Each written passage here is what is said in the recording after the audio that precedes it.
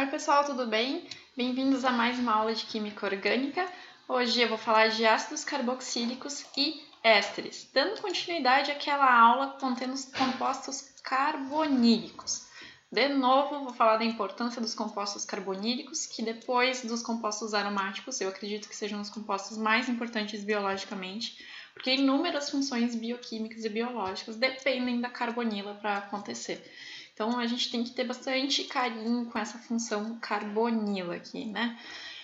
Então, os ácidos carboxílicos e os ésteres.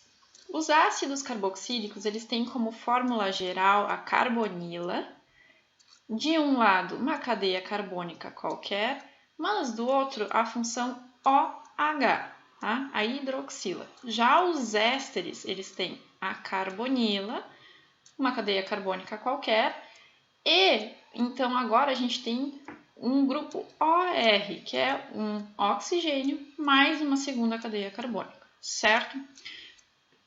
O modo abreviado de descrever os ácidos, então, é COOH, e os ésteres, eles são abreviados da fórmula geral, RCOOR', ou se tiver aromáticos, né, eles podem ter um ou dos dois lados cadeias carbônicas aromáticas, tá?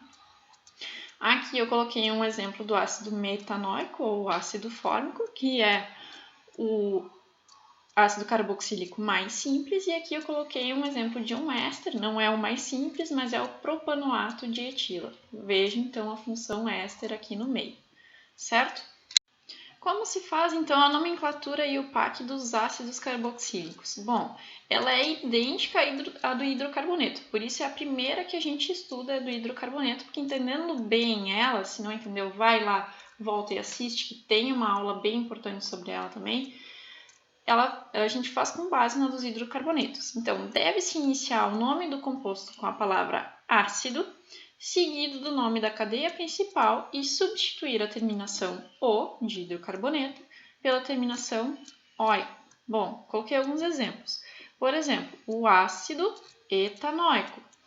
Primeiro de tudo vem a palavra ácido. Et, 2 carbonos. Oico, indicando o grupo funcional. Nesse caso aqui, quando a gente tem uma ramificação, de novo, sempre se escolhe a cadeia principal como sendo a maior e aquela contendo o maior número de ramificações, e a numeração sempre segue a prioridade do grupo funcional, que nesse caso aqui é um ácido. Então, quem que vai ter o carbono número 1 vai ser o carbono carbonílico mesmo aqui. Então, vai ser o ácido 3-metil, que tem uma metila, butanoico. Somente ligações simples, então, certo? Nesse caso aqui, então, a gente tem a cadeia principal de 5 carbonos, mas nós temos uma insaturação. Lembra? As insaturações são as ligações duplas ou triplas.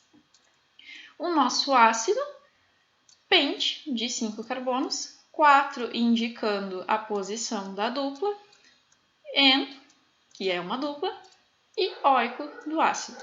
Se for um ácido aromático, então, que nem nesse caso aqui, vai ser o ácido benzoico. Bem facilzinho. Dos ésteres, a nomenclatura já é um pouquinho mais complexa, mas também não é nenhum bicho de 7 cabeças e eu vou explicar para vocês. Para os ésteres, a gente procede da seguinte forma, então. A nomenclatura é derivada da nomenclatura dos ácidos carboxílicos, então tem que saber bem como faz a do ácido carboxílico, certo? Deve-se apenas substituir a terminação oico do ácido carboxílico pela terminação "-oato", seguindo da preposição "de" e do nome do radical ligado ao oxigênio. Vamos trocar em miúdos isso e vamos entender o que quer dizer. Vamos pegar esse exemplo aqui. Propanoato de etila. Bom, primeiro, o que nós temos antes aqui é tudo isso aqui que está do lado de cada carbonila. 2, 3 carbonos, por isso prop, 3. Somente ligações simples. Oato, certo? Agora vem o que está ligado, radical ligado ao oxigênio. D. Quantos carbonos temos aqui? 2. Então é et. Propanoato de etila. certo? Nesse caso aqui, então, um pouquinho mais complexo. De novo, seleciona-se a cadeia principal, que tem que conter, então, o grupo, a função orgânica com prioridade, nesse caso aqui é o éster. Daqui para cá, então, vamos lá. Metil, na posição 2, but, porque tem 4 carbonos, então but, somente ligações simples, an, o ato, de quem? De fenila. Vocês podem pensar como se fosse o nome e o sobrenome do éster, que nem Pedro da Silva, agora nós temos o propanoato de etilo, certo?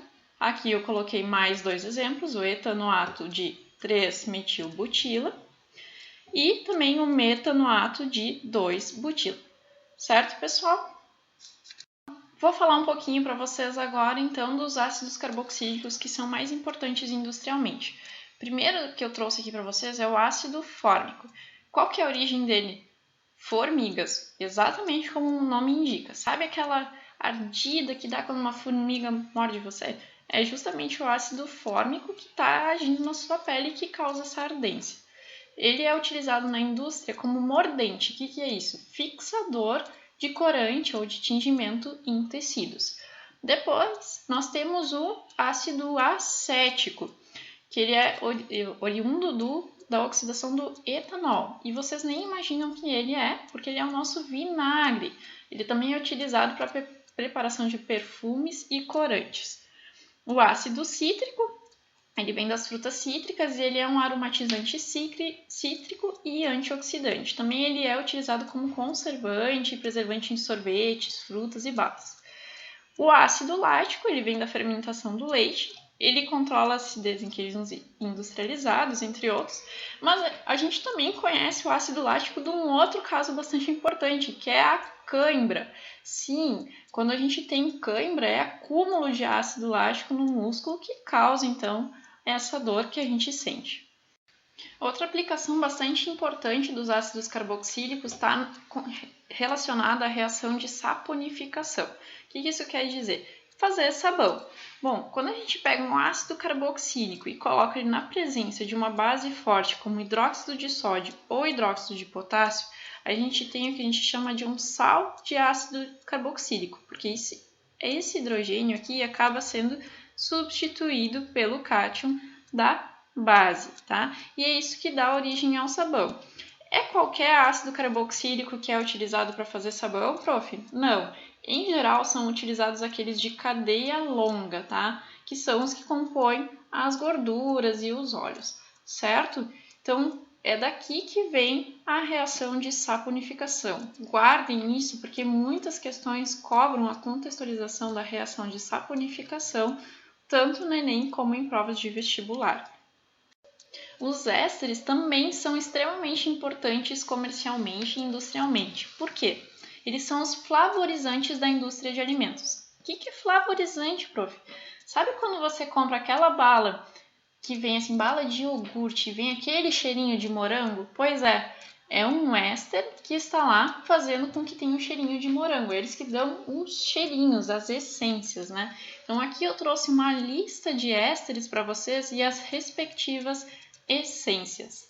Então essa é a grande importância dos ésteres, eles são os flavorizantes da indústria de alimentos. Para fixar bem então tudo que a gente conversou na aula de hoje, vamos resolver um exercício. Usado como solventes de vernizes, o etanoato de etila é um éster que ao reagir com água fornece etanol e ácido etanóico. A fórmula molecular desse solvente é... Bom, então o que a gente pode fazer para entender o que foi pedido nesse exercício? Olhar quem que são os nossos produtos da nossa reação, que eu tenho colocado eles aqui, ó. Então, a gente formou ácido etanóico e etanol. E o que a gente adicionou? Água. Então, quer dizer que a estrutura que vem antes desses dois compostos, ela tem menos água, certo? Então, a estrutura vai ter um oxigênio a menos e 2 hidrogênios a menos que nós temos aqui. Então, a gente tem esse éster aqui, então, que vai ter 1, 2, 3, 4 carbonos, como mostrado, 1, 2, 3, 4 carbonos, 2 oxigênios, aqui eu tenho 3, porque eu adicionei água e tenho 1 oxigênio, né? E 8 hidrogênios. Então, a única resposta possível que bate com isso, 4 carbonos, 8 hidrogênios e 2 oxigênios, é a letra A. Bem tranquilo, né? Só precisa de um pouquinho de atenção para resolver esse exercício. Certo, pessoal? É isso que eu tinha para apresentar para vocês da aula de hoje. Eu espero que vocês tenham gostado. Estudem, continuem estudando bastante e vai dar tudo certo no final. Um beijo, fiquem bem, até a próxima!